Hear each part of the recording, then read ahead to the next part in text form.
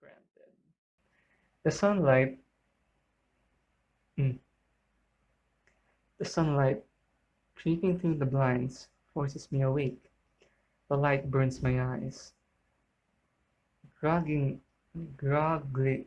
That's the first time I've seen that word again. I'm not even going to try and pronounce that.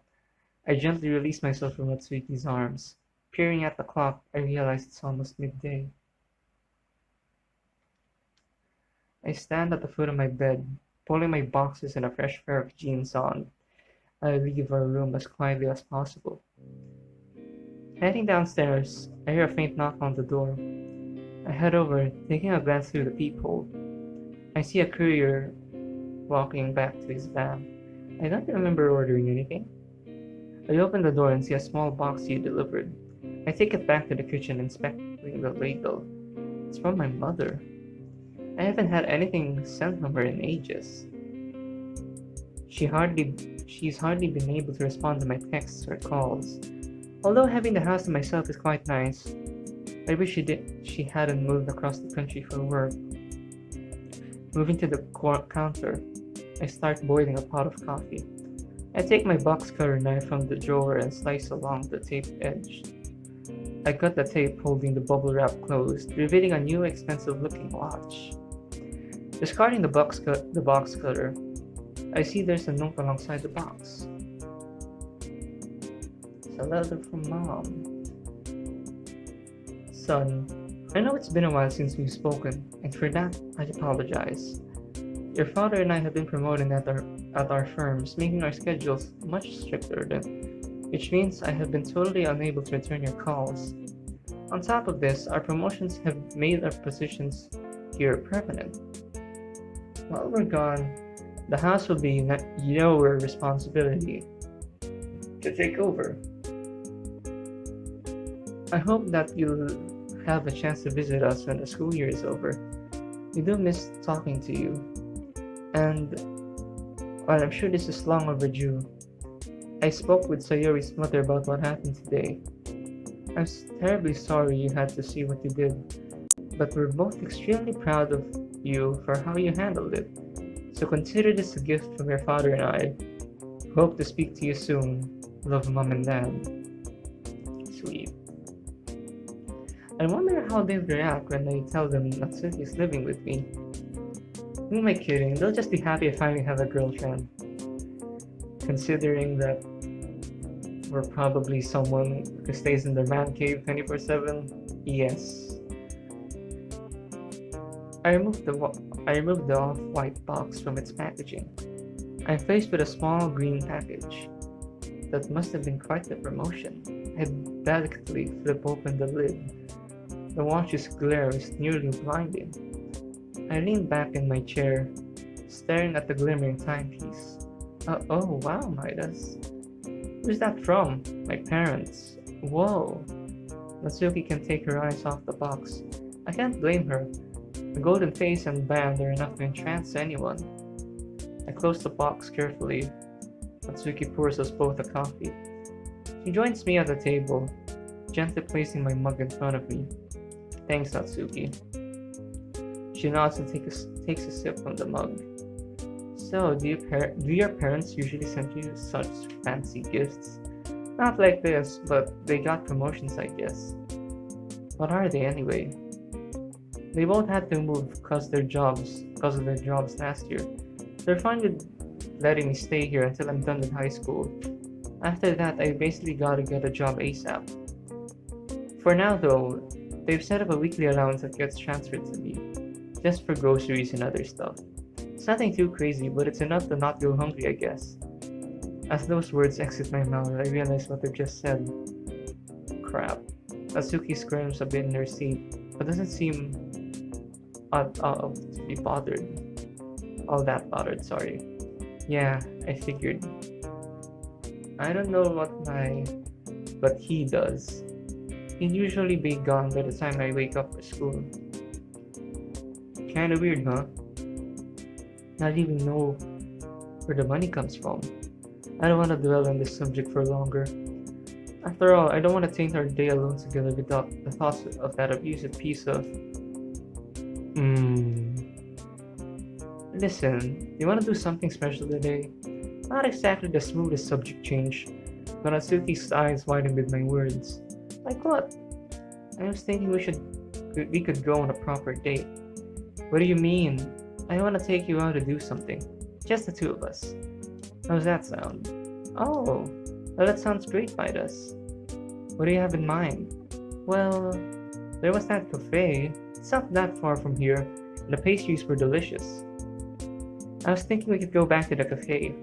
I really like that place. You look like you did as well. Yeah, it was really nice. But you forgot about the whole thing with Yuri. Wanna go get ready then? Sure. Natsuki immediately slides out of her chair and books it upstairs. I can't help but laugh. She's genuinely adorable. I take our mugs to the sink and await Natsuki's return.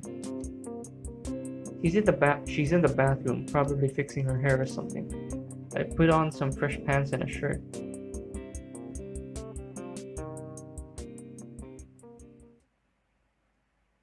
The streets are notably empty, even for a Sunday. I pull open the glass door to the cafe, letting Natsuki hop into the building with an expression of utter glee painted across her face. I'm interrupted by a hard slug into my shoulder. Ow! What the? Natsuki flashes a quick grin, winking at me from inside the building. I shake my head as I step inside. If you're gonna go find a table for us, you can go order. Yeah. Can you give me a couple of pastries I had last time? I really like them. Okay, sure. Anything else? Maybe a drink too? Something sweet. Natsuki sits herself at the booth near the back of the cafe. I order both of us the same pastry, getting Natsuki a glass of orange juice. After that, I place our order. I head to the booth Natsuki chose for us. As I walk towards her, I can't help but notice the cafe is rather empty for this time of day. Maybe must be because it's a Sunday. Regardless, I take a seat opposite her. So, didn't you say couple nights ago, you were gonna head out and buy us a new volume of Parfait Girls? The latest one? It's a bit pricey, don't you think? Yeah, I guess. I just assumed you had enough to get it. You know, with the watch. My parents bought the watch. Chill. The parents. I do have enough, you know. I'm just a bit cautious about how I. She scoffs sarcastically. You're just putting off reading it with me, aren't you? No. I'm just a bit worried about how I actually spent my money, is all. You never know when you might need it. Besides, we haven't even gone into the club through half the set we have yet. I'm not really in a rush to buy it now anyway. It'll probably be another week before we can even finish this volume. I guess. You will get around to it though. Promise? I promise. The barista calls out our order. Give me a second.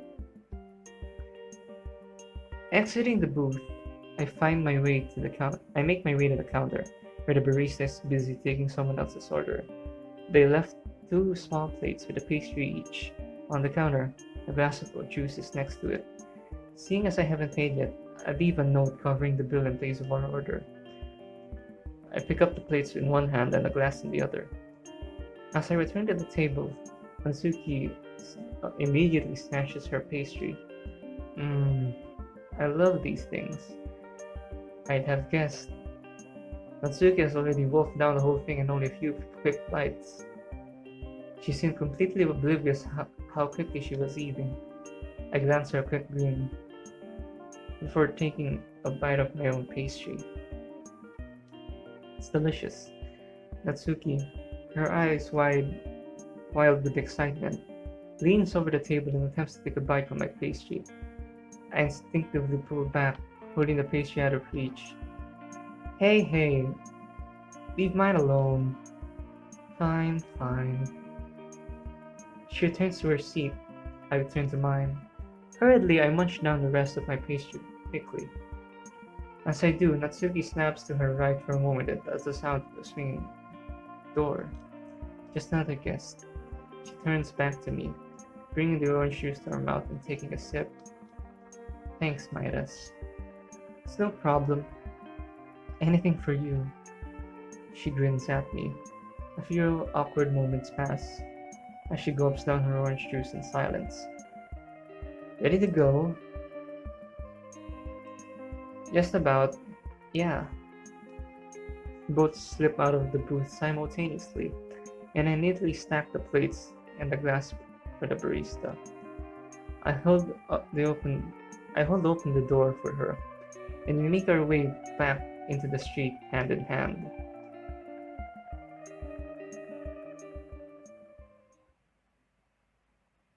As we approach the door, Natsuki stops me. Thanks for taking me out. It really means a lot to me. I love you. I love you too. The two of us enter the house and we head to the living room. Natsuki takes the remote and finds us a show to watch.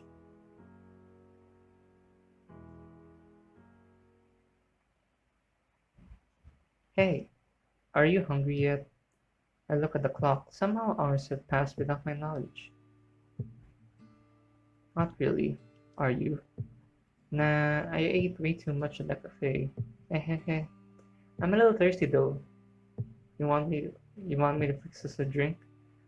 Natsuki nudges her leg and removes my head from my shoulder. Yeah, thanks. I head to the fridge, take one of the remaining bottles of wine, and pour us both of us a healthy glass. I struggle to fit the cork back into the bottle before returning it to the fridge. No bottle service today? No, we have school tomorrow. If we hadn't missed the majority of the week, I'd be more than happy to drink the whole thing. I can't imagine tomorrow will be an easy day. You're right, considering that we missed a majority of last week. Actually, the entire week. It's too bad we can't just keep bumping off. I know, it'd be hard to get used to attending class again. We finish our glass of wine, watch a few shows, and head upstairs. I think I'm just gonna shower now. It should save a bit of time in the morning. Natsuki heads to the ensuite of the bathroom, while I head to the main.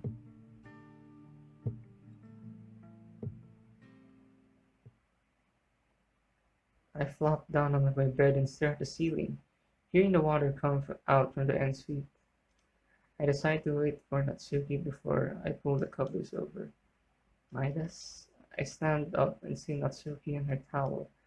I can hardly see her in the moonlight. Natsuki throws her towel onto the floor, pushing me back onto the bed.